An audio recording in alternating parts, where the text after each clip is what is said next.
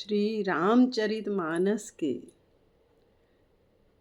बालकांड के द्वितीय मास पारायण, जो कि दोहा नंबर 26 से शुरू होकर के 55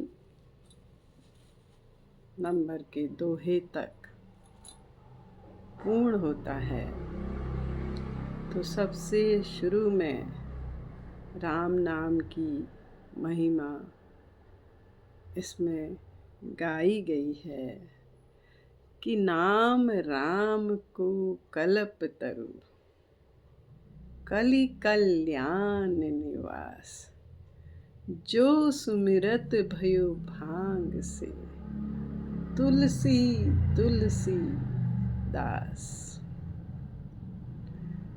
तो राम के नाम को कल्प वृक्ष से इसकी तुलना की गई है, क्योंकि कल्प वृक्ष ऐसा माना जाता है कि जो भी हम चाहते हैं वो हमें उससे प्राप्त हो जाता है।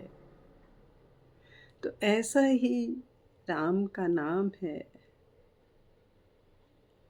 जिससे के जाप से, जिस पर विश्वास करके हम दुनिया में कुछ भी पा सकते हैं जो हमारी इच्छा है। इसीलिए तुलसीदास जी कहते हैं, इसके नाम नाम की महिमा से। तुलसी जो भांग जैसा निकृष्ट पौधा था, वो भी तुलसीदास बन गया, जिनकी कृपा से इतने बड़े महाकाव्य की रचना हो पाई, जो कि आज एक विश्व धरोहर है।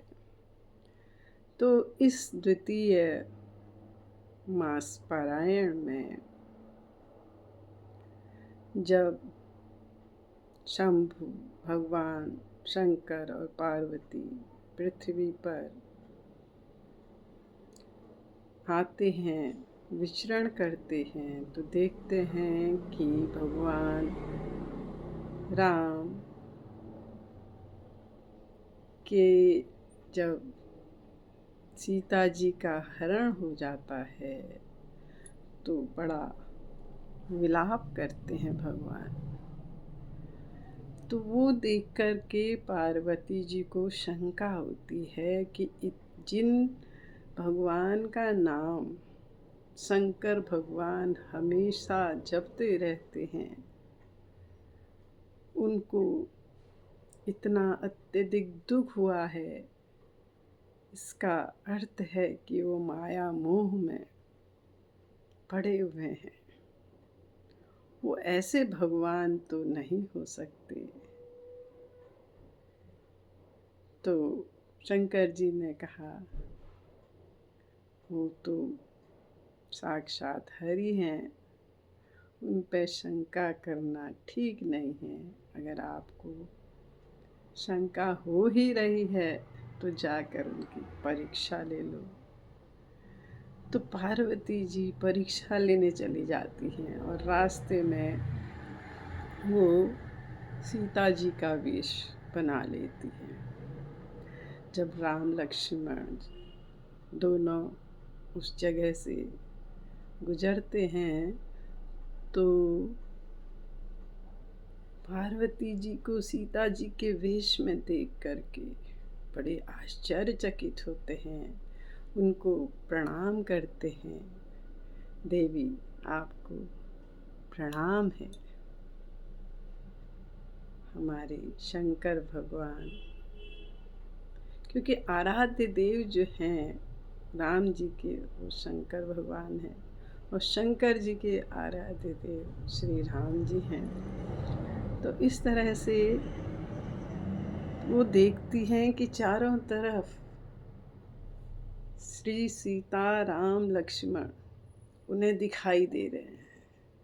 अब बड़े विस्मित हो जाती हैं और उनको अपनी आत्मग्लानि हो जाती है कि मैंने इतने बड़े भगवान की परीक्षा ली, ये तो मुझसे बहुत गलती हो गई। तो शिव जी वहाँ जाके पूछते हैं कि तुमने परीक्षा ले ली, क्या हुआ? तो पार्वती जी मुस्कुरा के कहती हैं, कछु न परीक्षा लीन गुसाई, मैंने कोई परीक्षा नहीं ली। तो इसीलिए जो 55 जो दोहा है, गई समीप महेश तब हंसी पूछी कुशलात, लीन परीक्षा कवन विधि, कहाँ हूँ सत्य सब बात।